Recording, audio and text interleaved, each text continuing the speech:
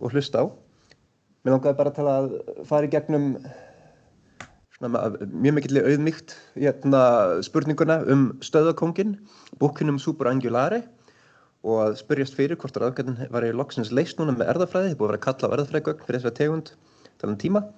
En mér fannst það mikilvægt í svona góðum íslenskum sið að byrja með smá sagnfræði, rekja söguna hérna. Byrjum kannski rétt að vitna í hann Ingimar Óskarsson hérna sem fæddur upp á Akureyri og tók gagnfræðapróf 1913 og var svo ekkert í frekari skólagöngu en var mjög vel lærður, náttúrufræðingur, vann við Hafrannsóknastofnun 1947–78, var höfundur á mörgum vísindagreinum, 83 að minnsta kosti og þar með og á að auki 12 bækur sem hann skrifaði. Mikill grasafræðingur líka og jurtafræðingur, lýsti 86 tegundum af undafíflum og kannski það sem við þekkjum hann best sem og það sem ég kynntist honum helst var í gegnum skeldýrafánu Íslands sem kom út fyrst 1952. Svo kom út viðbót 1962, 10 árum seinna sæsnigla með skel. Svo var komið út nokkrar útgáfur í viðbót þar sem bókunum var bætt saman og 1982 er útgáfan sem við sjáum hérna vinstra megin sem við finnum á nærri hver einustu hæð hérna í húsi og held ég að flestum náttúrufræðistofum og náttúrukennslustofum á landinu er hægt að finna eitt inntak af þessari bók. Og ég set hérna 1962 útgáfuna í feitletur, sérstaklega því að þetta er það sem er vitnaður í alltaf þegar er frætt búkinu Super Angulare, stöðvakónginn. Því að þó að það hafi verið upprunaleg lýsing í náttúrufræðingnum 1961, þá var það í þessari bók sem fólk á alþjóðasviði byrjaði að taka eftir því. En í náttúrufræðingsgreininni sem Ingimar Óskarsson gaf út 1961, þá lýsir hann nýrri tegund og tekur fram sérstaklega að það var hún Petra Sveinsdóttir sem hafi eiginlega vakið athygli hans á þessum furðu fundi. Og það hafði verið ungur strákur Anton Þór Helgason sem hafði fundið þessa skel þegar hann var að leggja sér í fjörunni þarna. Þessi mynd var tekin af Skarphéðini Þórissoni 2022. Þetta er hann Anton að fara með á æskuslóðir og benda á nokkrar staðsendingar þar sem þessi skringilegi kuðungur fannst. En Ingimar Óskarsson vann með prófessor frá Háskólanum í Kaupmannahöfn, Gunnar Thorsson, og þeir gafu út þessar mjög fínu latnesku lýsingu á nýrri tegund. Þetta var mjög formlegt. Þannig að synd og skömm að það er bara bókin sem er vitnað í, af því að það er náttúrulega 61, þá var þetta frekar teiknalegt. Og sérstaklega að tegunda upprunnin hafði verið stöðvafjörður in ora orientalis Islandiae, já, í austurfjörðum Íslands 1960. Og þetta hér er tegundin, myndið af tegundin sem við létum fylgja með. Þetta er aldrei sérstök hérna, sérstaklega þegar hún er borin saman almennt séð við beitukóng, eins og hann finnst. Og ég held að þessi mynd hérna af beitukóngi sé frá Svanhildi, þetta er allavega á vef Hafrannsóknastofnunar, ég trúi því að þetta sé þitt verk hér. Þannig að þið sjáið að það er greinilegt eitthvað mjög frábrugðið hér í gangi og ekki furða að þetta hafi verið skilgreint. En það var ekki nóg með það að þetta hafi verið skilgreint út frá skelamyndinni, það var einnig radúlan á kuðungnum, gattborin tunga á sniglinum sem virtist frábrugðin einnig, sem var til þess að Ingimar Óskarsson ákvað að þetta ætti að vera sín eigin tegund, frekar en undirtegund af beitukóngnum. Og á þeim tíma, eftir þetta kom út 61 og 64, nokkur mann seinna, var þetta aldrei vitnað í þetta og sumir voru bara frekar stoltir að það var komin ný tegund við Austurland, sérstök íslensk tegund af beitukóngnum. Og hérna fyrsta fréttin sem kom út hérna 61 að ný kuðungstegund myndast við stökkbreytingar úr beitukóng. Og við veitum strax að setja þetta í svona dálítið skemmtilegt þróunarsamhengi og þetta er líka rætt sem svona sjaldgæfasta skel á landinu og kannski eitthvað sem var sérstaklega fínt fyrir safnara og aðra að reyna að komast yfir. Og 2006 meira að segja þetta í fréttum að hafa fundið sjaldgæfan kuðung og bara þetta er merkilegur fundur þegar hann gerist að finna stöðvarkóng. En mjög sjaldan hefur þetta verið lifandi dýr, en hér tekið saman að svona nokkur stykki hafa fundist gegnum árin. Flest hafa verið send suður og virðast hafa týnst þar. Þetta smá þemi þegar maður fer í gegnum literatúrin að þau sýni sem fundist hafa einhvern veginn bara svona glatast og oftast virðist að vera þegar þau fóru suður. Þannig að því miður enn ekkert almennilegt náttúrufræðisafn sem tekur við þessu og heldur vel utan þessa náttúrugripi. Það verður vonandi fyrir rest. En ekki nóg með það að þetta hafi fengið athygli innanlands, þetta fékk náttúrulega athygli alþjóðlega líka.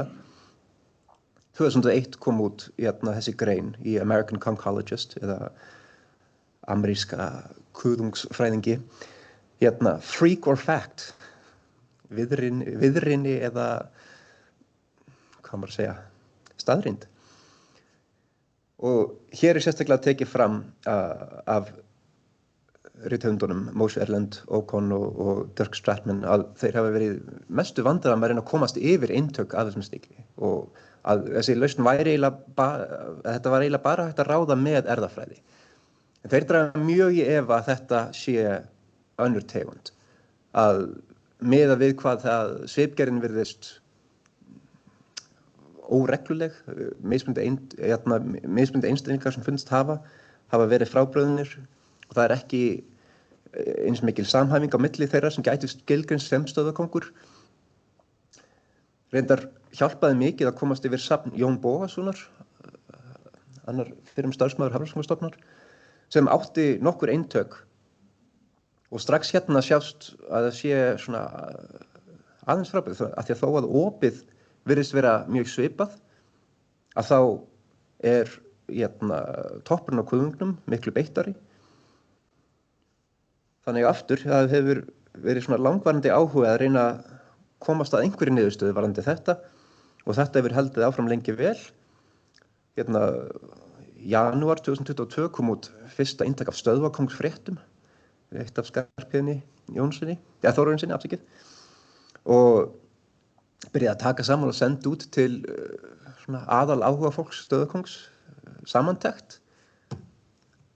Það var settu út gildrur og bara virkilega reyna að komast að einhverju niðurstöðu, að fá lifandi eintak sem hægt var að einangra og magna upp, svo erfðafræðin gæti nú loksins farið að vera gagni og ráðu úr þessari tegundadeilu. Já, ég skilst að myndinni hérna þetta Hálfdán sjálfur sem að henda út gildrunni. Og síðasta eintak að stöðvarkóngsfréttum sem kom út 1. júlí 2023 greinir frá einmitt því að það hafi fundist eintak hátt upp í fjörunni þar sem var ennþá mjúkvefur inn í kuðungnum og stendur hérna færði Fríða Jóhannesdóttir Kristni P. Magnússyni dýrið frá Gvendarnesi og DNA-ið í frysti hjá honum og bíður aðgreiningar. Ég hafði verið aðeins í sambandi við Fríðu Jóhannesdóttir. Hún hafði lokið doktorsnám við Cornell Háskóla 2017, nokkur áður en ég byrjaði að vinna þar, en við höfum verið að tala saman erfðafræði aðferðir til að einangra og vísa sem hægt var að nota. En ég held eins og flestir eru kunnugir hér, þá 7 dögum eftir að þessi grein kom út, þá missti Vísindafélagið hér þessa 2 rannsóknarmenn. Fríða og Skarphéðinn létust í flugslysi meðal flugmannsins þennan júlí og langt leið að það væri mögulegt að þetta verk myndi kannski týnast líka, að það væri bara eftir í frysti einhvers staðar eins og það í skúffu kannski einhvers staðar hérna sunnan. En eftir smá tíma þá var hægt að tína upp þræðina aftur og Kristinn P. P. Magnússon kom suður með sýni sem var einangrað af Fríðu, skilst mér, af þessum einstaklingi sem hafði fundist og byrjaði að tala við Sæmund Sveinsson og svo Steinunni Ásbjörg hjá Matís sem tóku bara virkilega vel í það að reyna að klára þetta verkefni og reyna að gangi í það bara að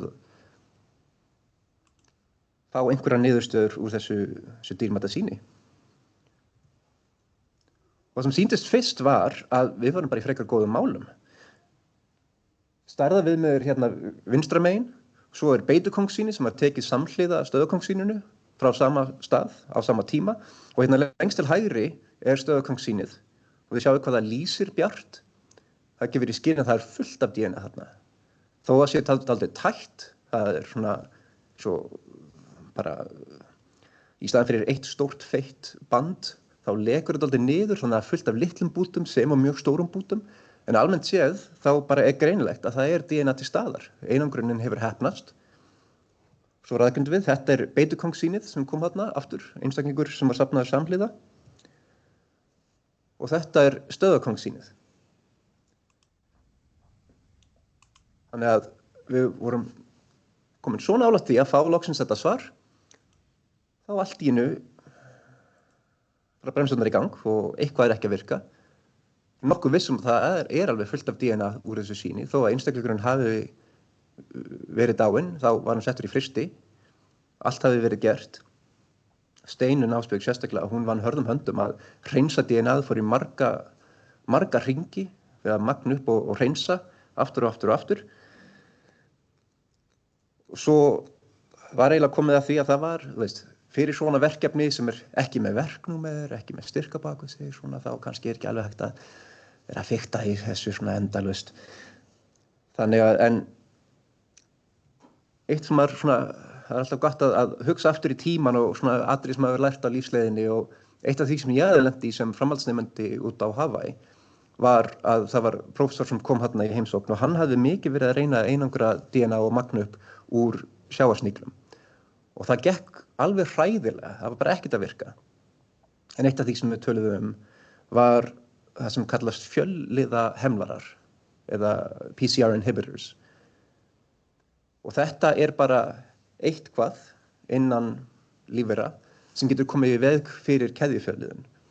Þannig að þegar við einangrum DNA þá berst þetta með og þetta getur annarkvort haft áhrif á þær jónir sem ensímin þurfa til þess að fara í gegnum fjölliðuna. Þetta getur komið í veg fyrir að vísarnir séu kannski að bindast við DNA-ið.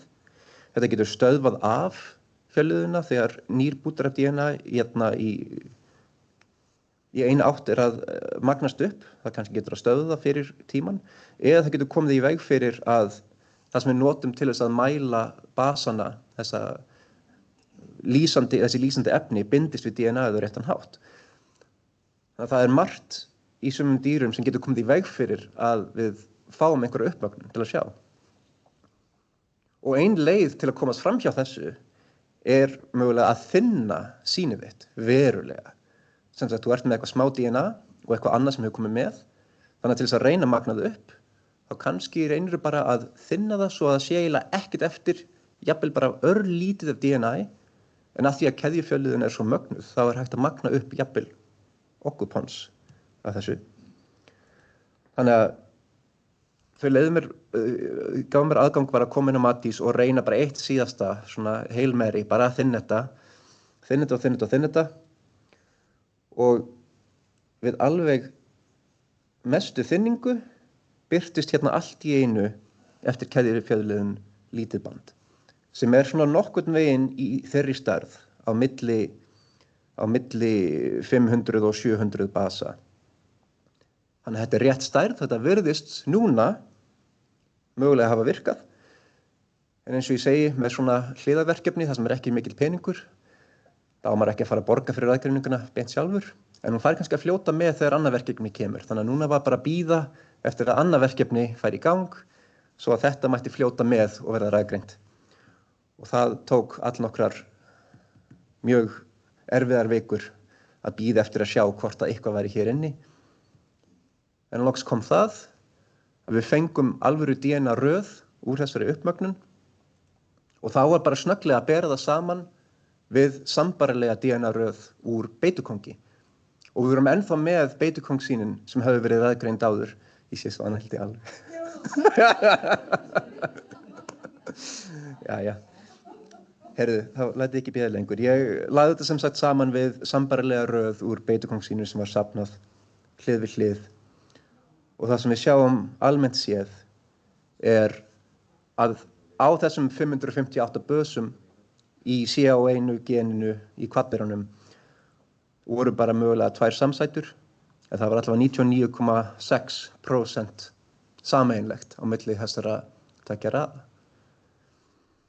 Og svo setti ég röðina inn á gagnagrunn eða bara hana saman við gagnagrunn sem heitir Barcode of Life Database. Þetta virkilega nothæft tól og ég hvet alla sem eru eitthvað að nota strikamerkigreiningu og vera að komast að hvaða tegundir eru með í höndunum að kynna sér þetta tól. En samkvæmt því, það voru 15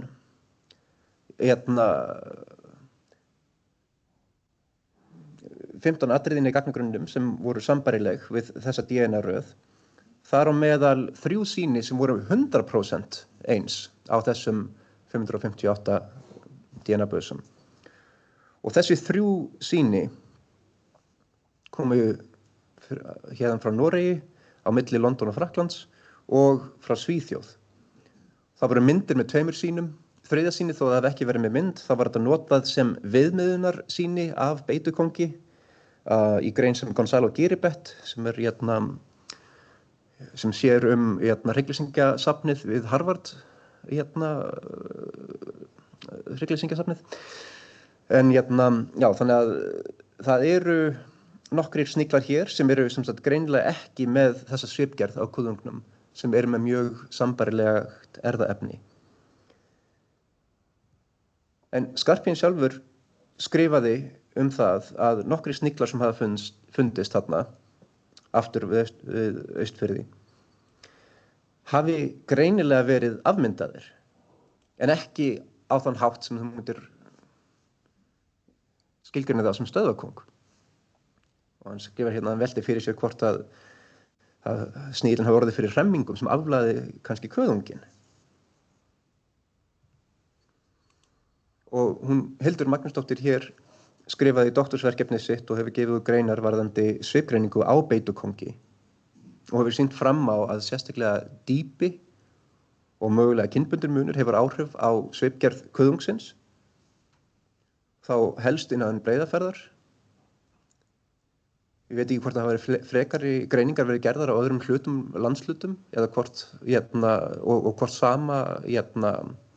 sama almenna munstrið sýnir sig, að dýpt sé kannski með því mikilvægast til að mynda svipgerðina á kuðungi. En það svipað hefur fundist með doppusnigla, þangdoppur og klettadoppur, að mismunandi umhverfi hafa aðlagað kuðunginn, bjóða upp á mjög breytilega svipgerð í kuðungnum. Og eins og var deilt með mér af Jóni Sólmundssoni hérðan og Christian de Longueville og Roland Scagliette, þá eru forsendur fyrir því að það sé munur í svipgerð kuðungsins annar staðar. Þessir kuðungar hérna frá Frakklandi sýna svona nokkur einkenni stöðvakóngs en ekki öll. Hérna í viðmið myndinni frá Hildi sem sýnir svona beitukónginn til að bera saman, og Mose Erlendur Ókon sem var einmitt að vinna við þetta og vitnaði mikið í Safn Jón Bóassonar. Hann skilgreindi þetta sem svona mögulega afbrigði af beitukóngi í átt að stöðvakóngi. Þannig að ég vil halda því fram samt að ráðgátan sé í raun og veru enn óleyst, því næstu spurningar sem eru mjög mikilvægar hver ástæðan fyrir þessari svipgerð, þessum mun á beitukóngi. Ef þetta ekki erfðafræðilegt, þetta umhverfistengt? Það mögulegt að þetta gæti verið erfðafræðitengt en bara ekki ummerki innan hvatberans. Mögulegt að einmitt kuðungar geta lent í hremmingum og afmyndast. Sníkjudýr gætu mögulega haft áhrif á þetta. Og svo þarf sérstaklega að spyrja, ef það eru til svona afbrigði annars staðar í heiminum, þetta sérstaklega bundið við Austfirði og ef svo af hverju? Af hverju þessi dramatíska svipgerð þar? Og jafnvel ef þetta finnst annars staðar og bara hefur aldrei verið lýst, þá hvað var það sem gerði þá sérstaklega algenga þannig á Austfirðum að það var hægt að lýsa þeim þar? Bara fyrst af nokkrum öðrum stöðum þar sem þetta gæti fundist. En ég ætla ekki að lengja þetta þá frekar, bara þakka ykkur fyrir áhöruna og ef það eru einhverjar spurningar þá ég vissum að Hildur og aðrir hér voru mjög ánægðir að svara þeim. Takk fyrir.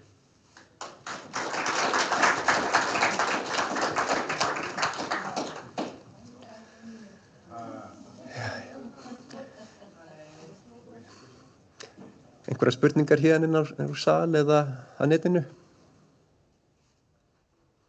Bara klappað og klárt, skýrt. Já. Já, sem sagt, Sigrún Björgvinsdóttir safnaði sýnunum hérna hægra megin frá Hafnanes og Gvendanes og Írís Birgisdóttir fann þessi sýni. Þessi sýni voru afhent Náttúrufræðistofnun Íslands, eða Náttúrufræðistofnun eins og það heitir víst núna. Og mér skilst að þau séu kannski einu sýnin sem vitað af, allavega, sem eru með merki með einhvers staðar. Ok, endur taka spurninguna sem varst að svara, svo er ein spurning hérna úr fréttafundi. Já, spurningin var hvort að myndirnar hérna á lokasíðinu væru af einstaklingum sem hafði verið skilgreindir sem stöðvakóngar og ég svaraði því játandi. Ásthildur Erlingsdóttir spyr, og þú mátt endur taka spurningunni í mikrofóninn, hvort að það að skoða fleiri markera. Þannig að spurningin hvort við ætlum að skoða fleiri DNA-búta frá fleiri stöðum innan erfðamengisins til þess að skilgreina þetta og það var upprunalega markmiðið að bera saman sem þetta ekki bara hvatbergin heldur líka kjarnagen 12S og ég held að það væri mikilvægt að gera. Ég er búinn að staðfesta með Kristin, það meira DNA til af einstaklingum sem var einangraður og það stendur ekki til boða akkúrat núna en ef einhver hefur áhuga að sækja styrk og fara í það að fjármagna frekari ræðgreiningu þá allt til staðar til þess að fara áfram með það en akkúrat núna eru engin áform að fara mikið lengra þangað til við getum gert þetta svona meira opinberu rannsóknarverkefni og sérstaklega þá tryggt pening fyrir. Já, Hildur. Heyrist ekki það sem sagt í samningum. Það er bara öruggara að endurtaki það Já. Líka bara tala. Já, ég sagði bara ok, sjá hvort þetta verður. En það sé að þú spurðir hvort það hefði fundist svipaðar munur eins og í Breiðafirði. Þessi dýptartengdir breytileiki og við gerðum rannsóknir í Reyðarfirði, Skagafirði og í Faxaflóa og það er sama munstur, það alltaf svona dýptartengdur breytileiki í útlitstengdum einkennum. En við höfum ekki séð neitt sem líka til stöðvakóngi, þetta ekki svo ýkt og í Reyðarfirði þá fengum við ekki neina þó svo það sé einstæðan að það kemst. Bara til að endurtaka það sem Hildur var að segja að af þeim rannsóknum sem þau hafa framkvæmt þá virðist þetta vera sambærilegt munstur varðandi dýpt en ekkert sem hægt var að skilgreina sem svipgerð stöðvakóngs. En kannski ein spurning þá til þín. Þá mögulegt að því að stöðvakóngur svo sjaldséður lifandi að þetta sé verulega djúpsjávarmyndun að einstaka sinnum ef þeir berast upp í einhverju óviðri eða stormi að þetta séu þá djúphafar svipgerðir.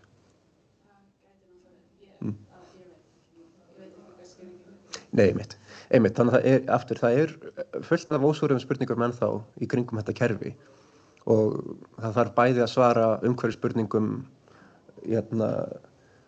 dýrafræðispurningum sem og frekari erfðafræðispurningum. Af því að ef þetta er algjörlega ótengt allri erfðafræði, þá hversu mikið af þessu er mögulega tengt tjáningamunstri í erfðamenginu og er þetta viðbrögð við umhverfisástæðum, er þetta sjúkdómur, það er ennþá margt sem þarf að ganga í hvað varðar þetta. Þannig að vonandi er þetta bara knýjun áfram til að virkilega skoða þetta kerfi frekar og skilgreina af hverju við sjáum þetta í svona auknu magni hér á landi ef þetta á að vera algeng afmyndun.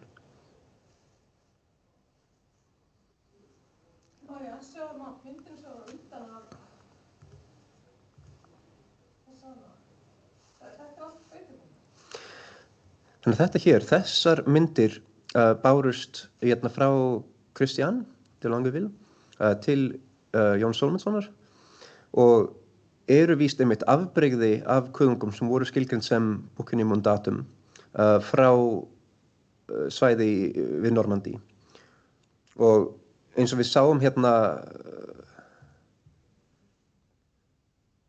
hérðan fannst, hér var einn beitukóngur tekinn úr rétt norðan við einmitt Normandí, þar sem það var greinilegur beitukóngur og við fengum 100%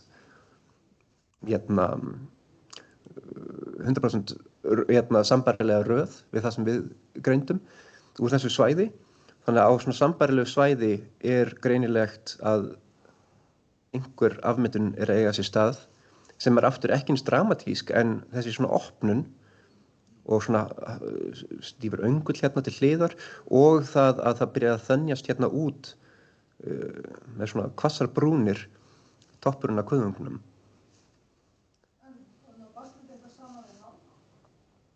Hafkóng? Nei, ég er ekki búinn að bera þetta saman við sérstakar tegundir, en ég bar þetta saman við allar tegundir sem voru skilgreindar náskildar í gegnum Barcode of Life Database og allt þetta er beitukóngur frá Norður-Atlantshafinu,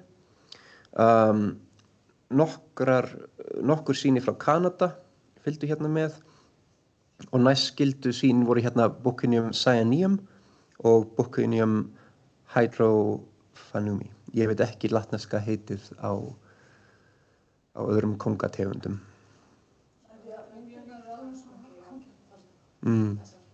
Já, einmitt.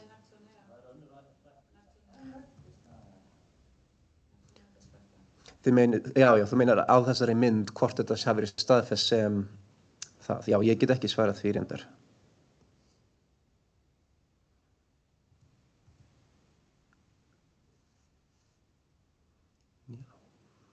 Einhverjar frekari spurningar? Bara ef eitthvað annað bjáttri á endilega sendið tölvupóst eða hafið samband og við getum vonandi gengið það til lengdar að svara fleiri spurningum varðandi þetta kerfi. Takk aftur.